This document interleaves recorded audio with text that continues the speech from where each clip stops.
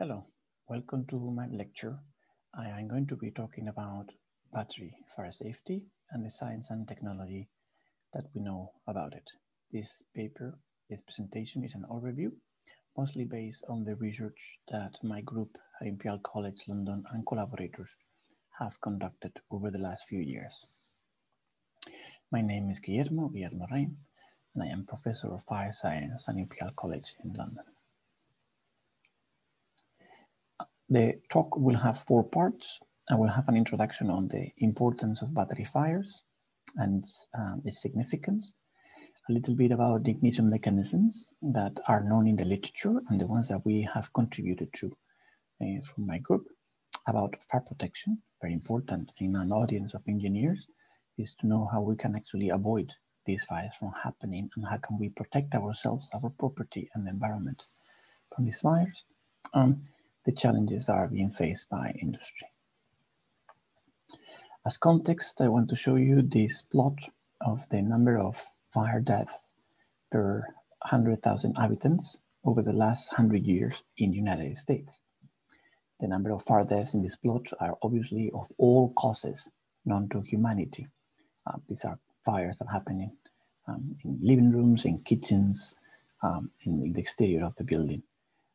It shows a very successful story where over the last 100 years, engineers have protected citizens to reduce the number of fire deaths by 90%. And it's a very impressive success story. This is not only in the United States, as shown in the data, but it's in every single Western country where the data has been investigated, and many developing countries. The only thing is that the United States and the UK are the only countries with a long-standing, long-term, good quality data set of fire death quality. That's what I use, the American. However, when we look into what is happening around the world, not just Western countries, what we see is that the problem with fire deaths is very large. Fire accounts for 5% of the injury-related deaths worldwide. Injury-related means that we have to discount natural causes or sickness, this injury-related.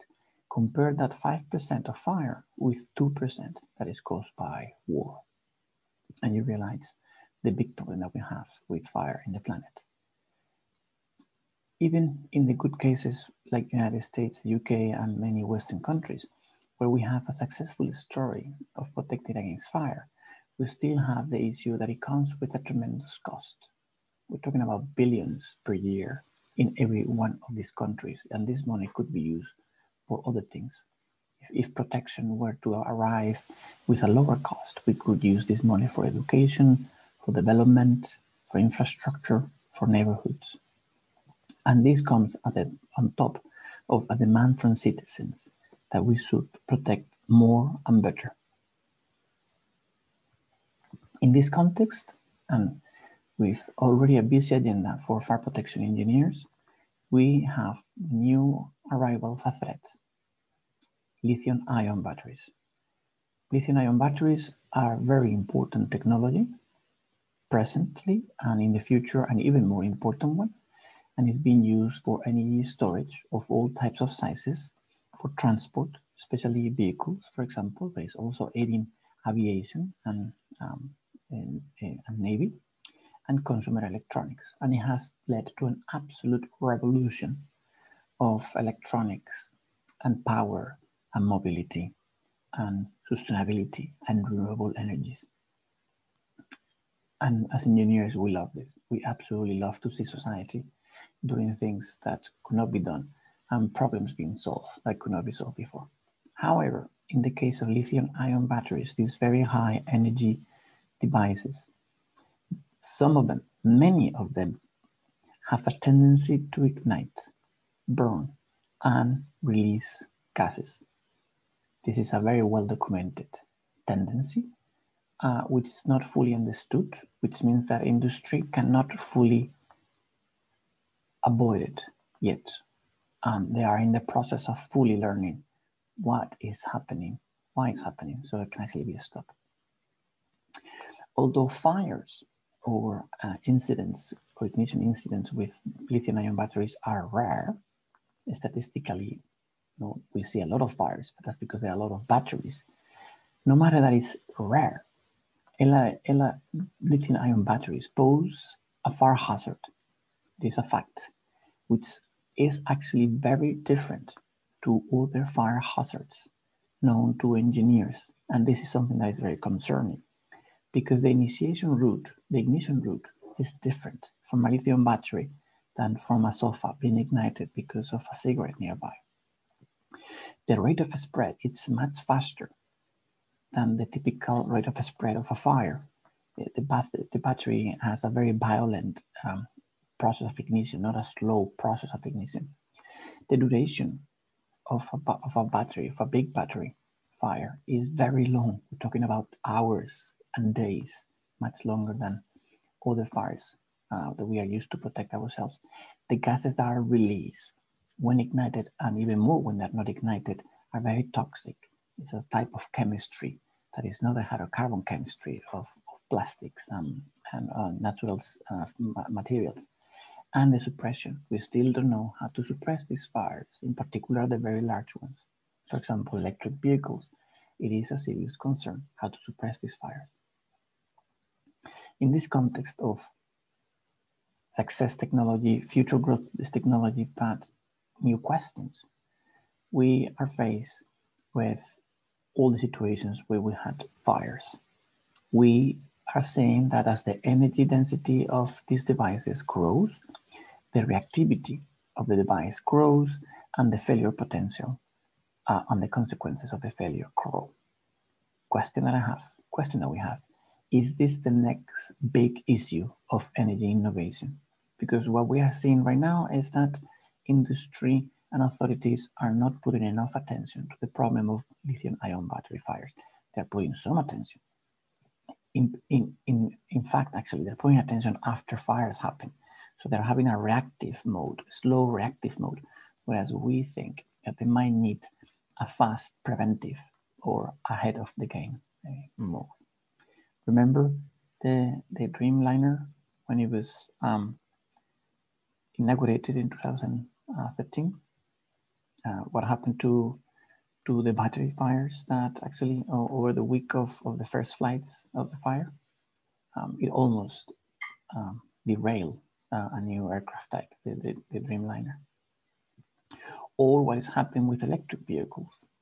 These are some cases that have been documented in a recent literature review from actually researchers here in Hong Kong on the presence of fires in electric vehicles. Many of these fires are caused because there is an accident, there is a failure, there is a problem, and then the battery ignites. Ignites in a way that if it were not, that it would not have ignited, and it would not have burned this way if it to be a conventional fuel vehicle. Also, and this is more concerning, we see cases where it is not because of an accident or an intervention or a failure, it actually is a spontaneous ignition. The car was parked in the garage and the electric vehicle suddenly burst into flames. Why is that happening? There was no clear accident or abuse beforehand.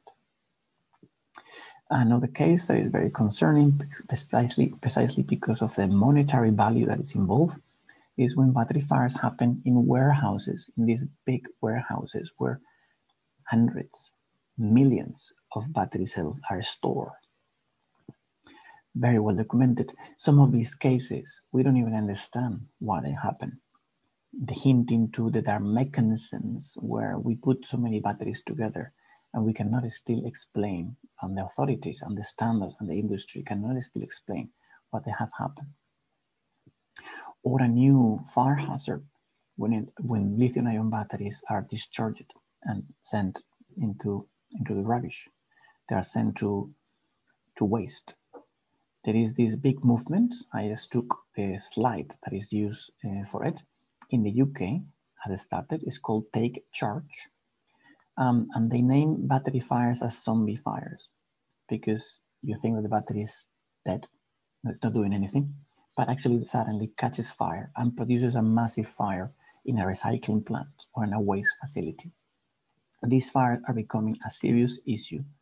These charts unwanted batteries that have reached their end of useful life thrown into the garbage and causing serious fires later on in the recycling facilities. So this is just an example of a UK movement, Take Charge, but I'm sure it's happening in many other places. In this table over here, I on purpose am covering the content of the table. I don't want you to start reading it just yet. It's a table that summarizes the most important fire issues that have happened in the last 20 years. And this was done up to 2019. Now in 2021, we actually would need to update the table because in the last 2 years, there have been a significant number of recalls and accidents. What I want to call your attention when I showed you this table is that every single sector of industry where lithium-ion batteries are used has been affected by big fire problems. And two, that if you sum up the cost that these fires and the recalls of products that have led after the fire, if you sum up the cost that it has made, you see really large cost losses. Some of them have actually shaken the companies or the products that they were launching when the fire happened. You can see the sector of cell phones or laptops, electric vehicles, aerospace, hoverboards like toys, marine shipping, and energy storage systems in our houses for the electric circuit. These are different companies. These are the years that had happened, and these are a little bit of comments of what happened to it. Some of them, many of them, led to big recalls, and some of them are very prestigious systems, engineering systems. Some of them you would be surprised that engineers were not able to stop it. For example, Model S of Tesla, Samsung Electronics, Nokia Electronics, Boeing, Jaguar. These are not cheap systems that were done in a hurry and had an effect that they discovered later on. These are high-end engineering products that still are facing big failures of battery fires. This is also a problem for fire engineers. It's not just a problem for the industry and authorities. And I know this quite well. I'm from earlier on. In 2016, I was conducted a survey to fire engineers worldwide, 100 fire engineers worldwide, all of them quite famous. And I wanted to know what were this. I surveyed that because I wanted to know the trends. Where is the field of fire protection engineering going? So I had a conversation with them about what is changing in fire protection engineering and what are the causes and the systems. And there was a specific question when I highlighted 16 fire protection engineering systems.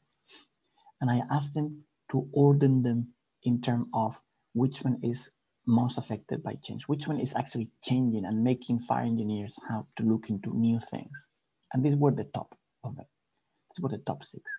At the top was new buildings, followed by timber buildings, followed by building facades. This was before Grenfell Tower happened. Number 3, building facades before Grenfell happened. If I were to run this survey now, this will be at the top. Number 1, building facades. Number 4, battery storage. So out of 16 important fire protection engineering systems that were changing, already battery fires in 2016 were considered to be the top 4. I think that if I were to be running this survey, I would be getting facade fires at the top, followed by battery fires. Just to give you an idea of how important it is for a fire engineer, the fact that these systems are arriving, they are already here, and we don't fully understand their ignition, their flammability, and their fire behavior. Why would batteries catch fire? There are several reasons. The science has settled to 5 reasons why a battery catches fire. They're typically called abuse, because by abuse conditions, what they want to highlight is that it's a failure. It's not meant to happen. It's not part of the design process. It's accidental. And they highlight this as an abuse.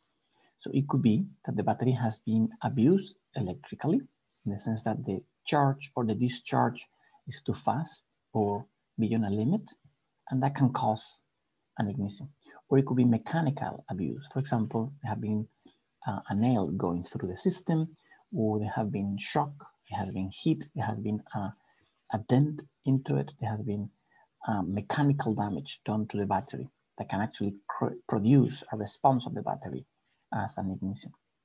It could be thermal abuse. This could be thermal abuse in the sense that the battery is at high temperature because it has been brought to a high temperature very quickly, for example, through a nearby fire, or it has been brought to a high temperature very slowly, being in a hot environment. Any type of thermal abuse can actually lead to a fire.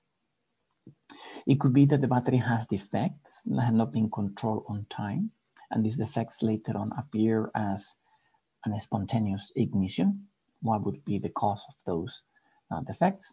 And the latest one that actually another group at Imperial College we are leading is self-heating ignition, in the sense that reactions that are internal to the process that are not really due to an abuse, they actually are part of the life cycle of the battery, can actually lead to heat inside the system. And if this heat is not evacuated fast enough because there is not enough cooling, it can lead to a fire.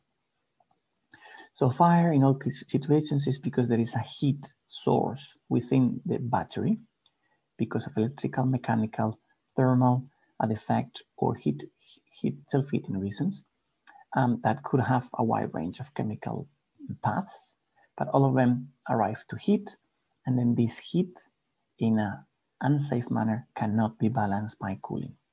In a safe manner, the heat that is being generated by all these abuses, if there is cooling, there is heat dissipation, that balance it, then actually these abuses or these conditions would not lead to a fire. But if the heat that is being generated by these reactions cannot be balanced by heat dissipation or cooling, then the temperature will continue growing and it will lead to an actual fire.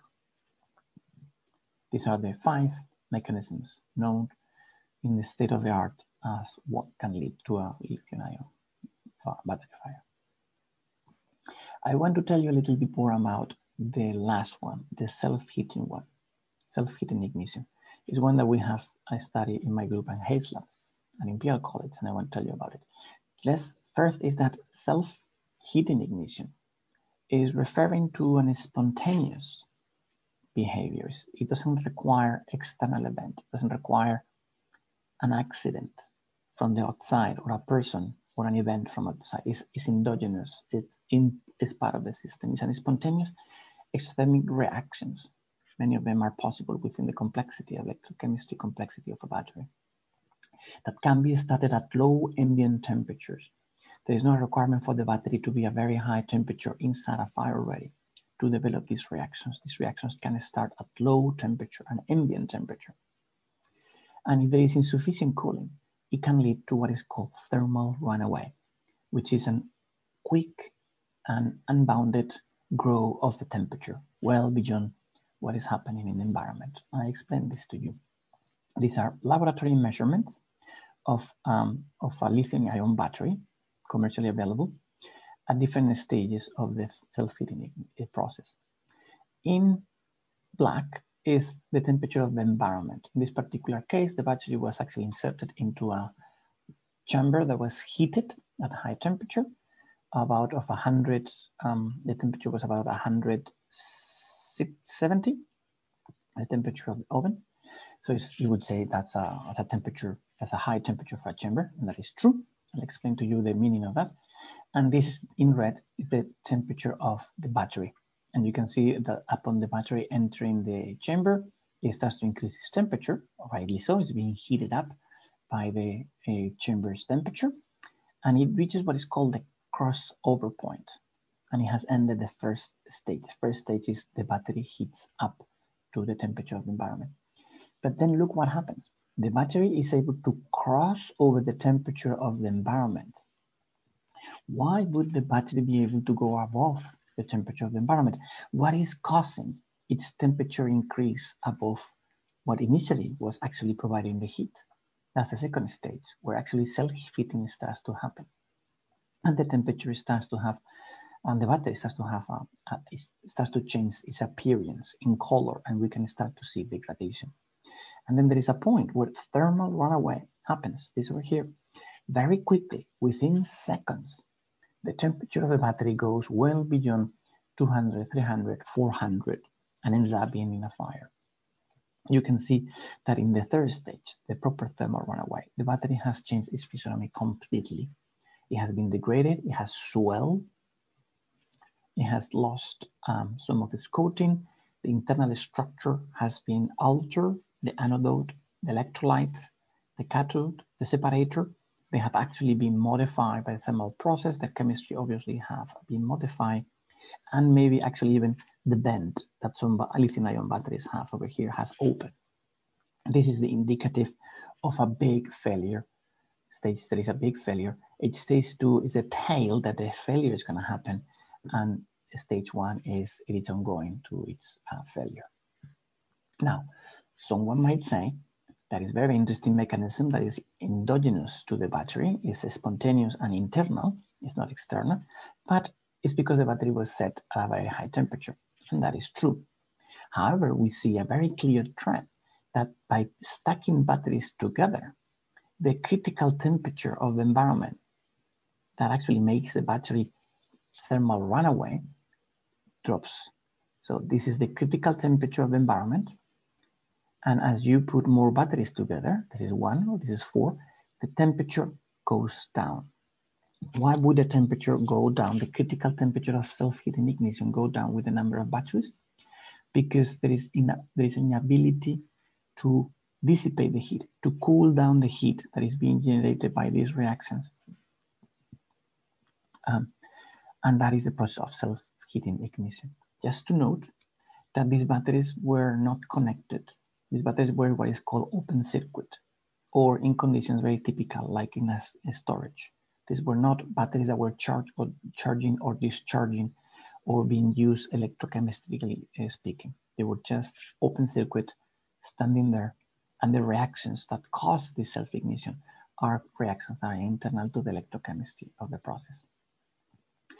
We have done experiments up to 4 cells. We would love to do experiments at even more cells, but unfortunately we don't have the ability, the funding, we haven't found a partner yet to do these experiments, but they will happen at some point. In the meantime, what we can do is we can use theory and well-known theory of self-heating ignition that has been involved in Nobel Prizes to estimate, to calculate ahead of time what is the temperature, the critical temperature, as we increase the volume to area ratio, which is the same as increasing the volume of a stack of batteries. And what we say is that these are our experiments over here with just 4 batteries, but when we go and we put many of them together like in a box, and then we put all these boxes into shelves, and then we put these shelves in racks, and we put these racks into a warehouse, when we have very large storage sizes of batteries, we could be starting to see self-ignition at temperatures that are drastically lower than the ones that we saw in our experiments, much lower. And this 40 Celsius for a very large storage capability is for a very specific type of batteries that we got commercially, for which actually we are not even concerned about their reactivity. The batteries that we use in these experiments are not particularly reactive batteries, are actually quite rather safe batteries. Imagine if we were to do these experiments with batteries that are unsafe, that are not well designed, or that they have internal defects, or that actually had been used and they were thrown to waste. This plot over here will show that the capability of the batteries to self-ignite without an external event would be quite strong. One question that we ask ourselves is, but what can we do to avoid this mechanism of self-ignition while the batteries are being stored? And that's a very good question. We could do the experiments, hundreds of experiments, to look into the alternative ways of, for example, arranging the batteries inside the storage boxes, or we could use computer models. So the first thing is we develop a computer model of heat transfer and chemistry. We compare the model to predictions. So we compare the model to experiments that have done in the literature. This is the temperature of the battery. This is time. And in dots, we have experiments at different temperatures of the chamber. And in continuous line, we have the modeling predictions. We can see that the model of heat transfer and chemistry is able to predict previous experiments. So then we launched the model to look into details that were not captured in the experiments. For example, inside the battery, inside the box, sorry, this is the box. It's a box of batteries like the ones that we see over here. This is that the batteries have been stored, cylindrical batteries, and this is the temperature. And what we see is that upon the box being inserted into the hot environment, which is about 130 Celsius, you can see that the center is cold and the edges are hot. That's because the heat is coming from the outside of the box. But then the box starts to heat up, and there is a point where the whole of the box is at the same temperature as the environment. It has reached equilibrium, and that's really nice. But if the temperature of the storage is above the critical, then what happens is that the battery doesn't stop there. It continues generating heat by spontaneous reactions, and the dissipation is not enough to remove the heat.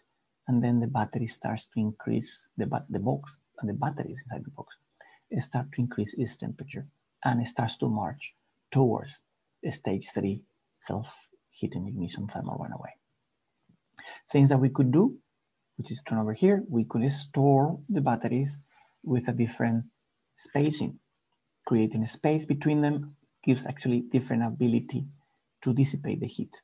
Or we could use different materials between the cells. We could put different polymers, different foams, different wrapping materials, which mostly are there to separate them electrically and mechanically, so they actually don't hit each other.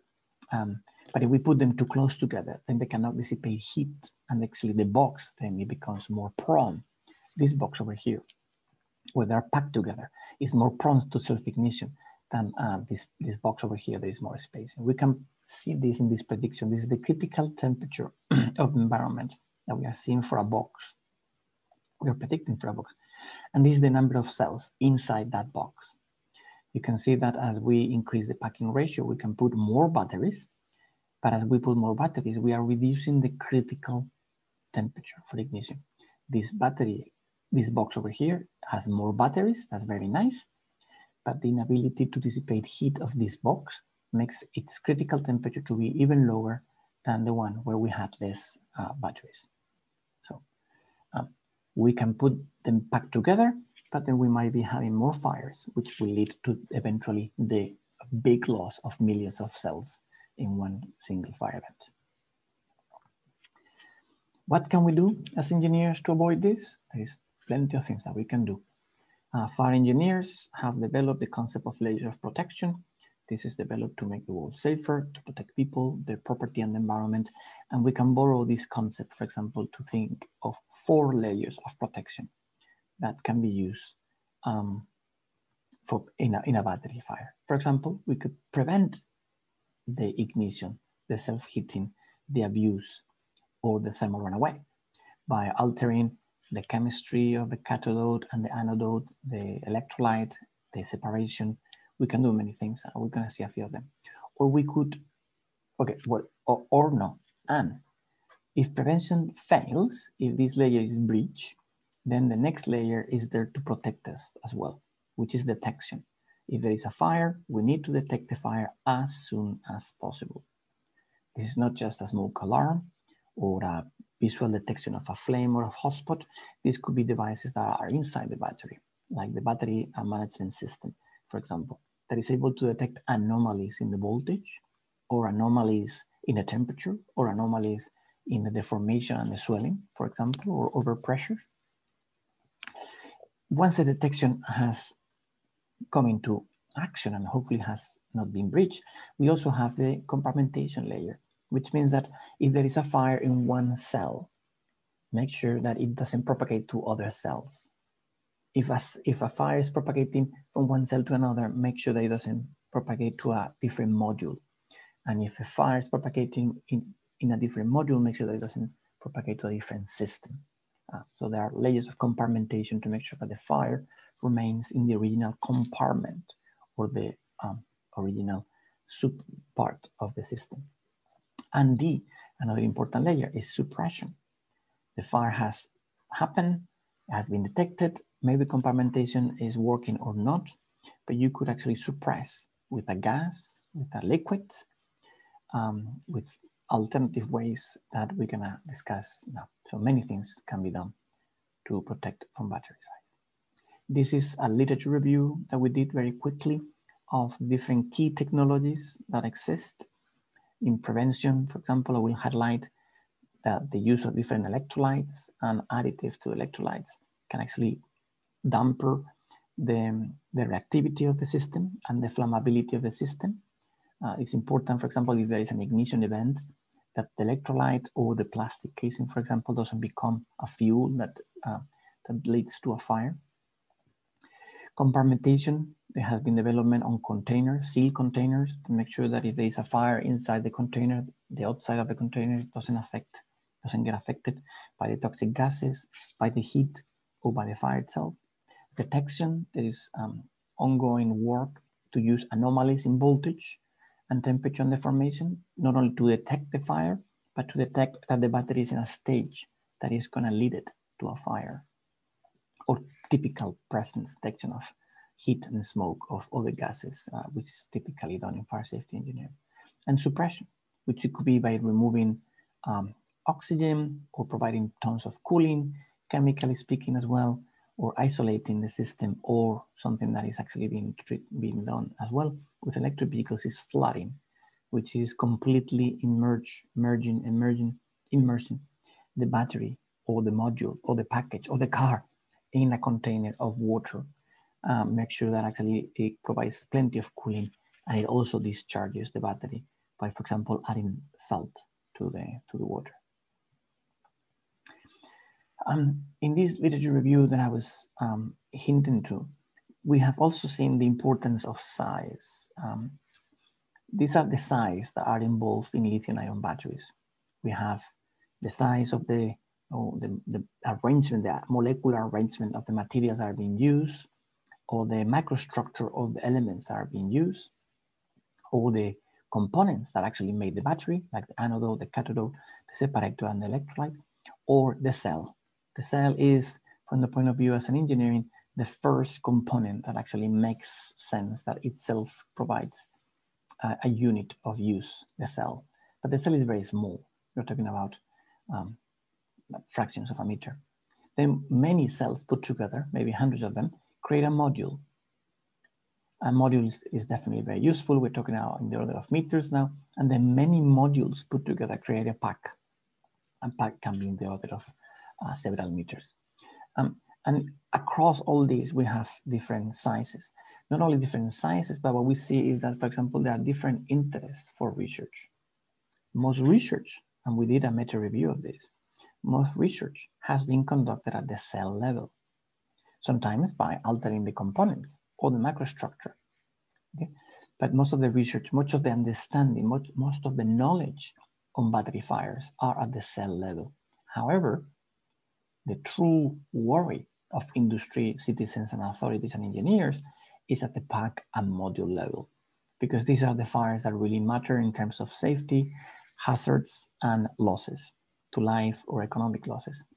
And there is a mismatch already that we identify in the literature between where solutions and knowledge is needed and where actual solutions and knowledge is existing today. Little by little, as we move forward, communicating industry and research, we would like to see more research in the module and the pack, such that more solutions can be developed where actually industry needs them. These are the results that we saw of our meta review of the research on lithium-ion battery fires. It's a heavy and complex table. I understand this. We can look into the top. I'll explain to you what it is. We have a set of categories. We look into the literature, and we look into what was the cause of the fire according to those papers, the scale of interest, and the protection layer. And the three of them are repeated here. And then we look into not every single paper in the literature directly, but we look into the reviews of lithium-ion battery papers, fires in the literature. So this is one 2017, this is Mauer in 84. Sorry, that's That's not the year. That's the number of papers. So Wang et al. Had 217 papers. Mao et al. Had 84 papers. Wang et al., the other Wang et al. Has 373 papers. You can see already some of the big ones. This one will be one of the small ones long, and this one over here will be one of the big ones with 337 papers. But you can see when it goes inside of what it is, for example, cause of the fire, and mechanical abuse, electrical abuse, thermal abuse, or an internal solar circuit. But you can see some of them are not even mentioned. The little review, some of them are not interested in the cause. The ones that do, they cover quite well the wide range of causes. Right?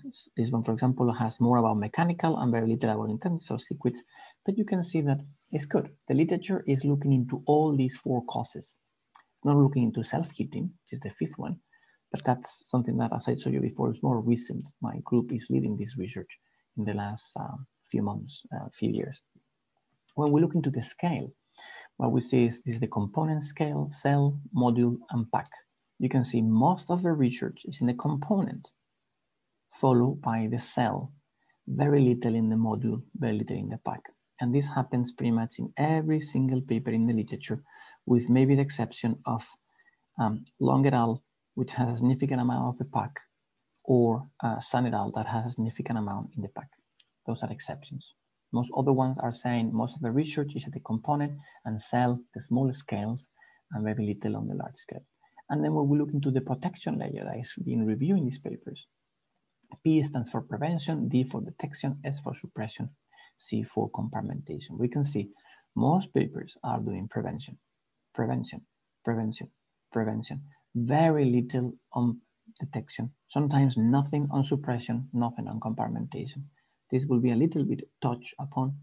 Okay, this one very little in detection, very little in compartmentation. So what you see is that there is a lot of knowledge at the small scale. There is a lot of emphasis in the prevention. We need more at the large scale. We need more at the suppression, compartmentation, and detection layers of protection. We also did in this review, we reached out to industry and we asked them, what are the challenges that you're facing? What are the worries that you're having right now? And the worries of industry are the circles. Industry, so they do have concerns about regulations and standards. They want them to be more realistic. They want standards to be more realistic and to be more clearly defined and to be harmonized. And they don't see that happening yet. They want more about detection and early warnings. They want more guidance about what is going to be the emergency response and how do we learn from the other industries that are dealing with this, and is it possible to have databases of knowledge on transport and on life? What do they do when they're transporting and storing the batteries? What do they do when the batteries are discharged and put to waste or recycled? What do they do about avoiding ignition and propagation? What do they do about the types of abuse that are known and the types of abuse that are being learned as we speak? And then in the squares is what we see that research is doing on needing. For example, research is saying that they need multi-scale approaches, not just one single scale, that there is a need for better detection, that there is a need for better suppression, and that there is a need for thermal barriers for compartmentation. So this all together is showing the industry and the research put together what they need now and what would happen in the next few years. So with this, I'm finishing. Just to conclude that although it's statistically rare, because of the very high presence of batteries all around of all sizes in our lives, lithium-ion batteries pose a serious fire hazard. Even it is possible that a spontaneous ignition by self-heating at low ambient temperatures can happen with lithium-ion batteries. This being one of the pinnacles of reactivity of the system. If a system were to be inert, like a piece of wood, self-heating ignition will be very hard, as it is actually. Wood can self-ignite, but it's really hard for wood to self-ignite. And lithium-ion battery is not that difficult for it to ignite at low ambient temperatures. There is a need to have more research that is looking into the module and the pack scales and that looks into detection and suppression and compartmentation. And that we need closer collaborations between industry and research, in particular between the battery and the fire safety communities. There are two communities that have grown separated, the battery and the fire safety engineering together, which should look for integration and harmonization across sectors. And to emphasize the premise that better understanding of lithium-ion battery fires will enable innovation, better batteries, better solutions, and safer world. With this, I finish. I want to thank my collaborators, in particular, Francesco, Swenwen, Xinjiang, Laura, and Greg, and obviously HazeLab, my group, and the electrochemical group at Imperial College, and all my wonderful researchers that work with me, and the sponsors that have believed in our work and has helped us to be where we are. And with this, I finish. Thank you very much.